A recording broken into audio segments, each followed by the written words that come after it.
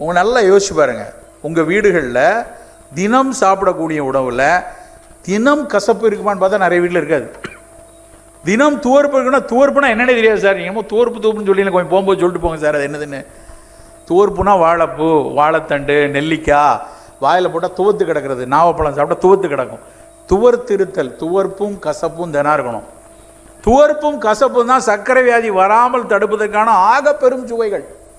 கருவேப்பிலை தினம் சாப்பிட்டுட்டு இருந்தால் நமக்கு சர்க்கரை வருவதற்கான வாய்ப்பு குறையும். பாகக்காய் நிறைய சாப்பிட்டுக்கிட்டே இருந்தால் நம்மளோட இன்சுலின் ரெசிஸ்டன்ஸ் வராமல் இருக்க உதவி செய்யும்.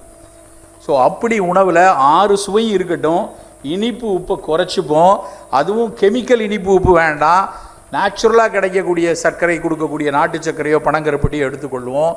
உப்பு நல்ல கடல் உப்பு குறைவாக எடுத்துக்கொள்வோம். கசப்பும் துவர்ப்பும் அதிகமாக எடுத்துக்கொள்வோம். புளிப்பும் காரமும் மிதமாக எடுத்துக்கொள்வோம். மிதமாக, ரொம்ப புளிப்பாக சார் புளி குழம்பு, வத்த குழம்பு, கார குழம்புலாம் வேணாம். மிதமாக இருக்கணும். புளி லைட்டாக கொஞ்சமாக சேர்த்துக்கோங்க. அதுமாரி காரம் பயங்கரமாக ஆந்திரா காரம் சார் எங்கள் வீட்டில் சாப்பிட்டிங்கன்னா கண்ணீர் வெடியும்னா, இன்றைக்கி உனக்கு கண்ணீர் வெடியும், அப்புறம் சுற்றி இருக்கவன்லாம் கண்ணீர் வெடிப்பான் சாப்பிட்டேன்னா. நல்லா புரியுதா நான் என்ன சொல்கிறேன்ட்டு? அதனால் காரம்லாம் மிதமாக சாப்பிடுங்க, புளிப்பு மிதமாக சாப்பிடுங்க, இனிப்பு உப்பை குறைச்சிக்கிங்க, கசப்பு துவர்ப்பை கூட்டிக் கொள்ளுங்கள். இது முக்கியம்.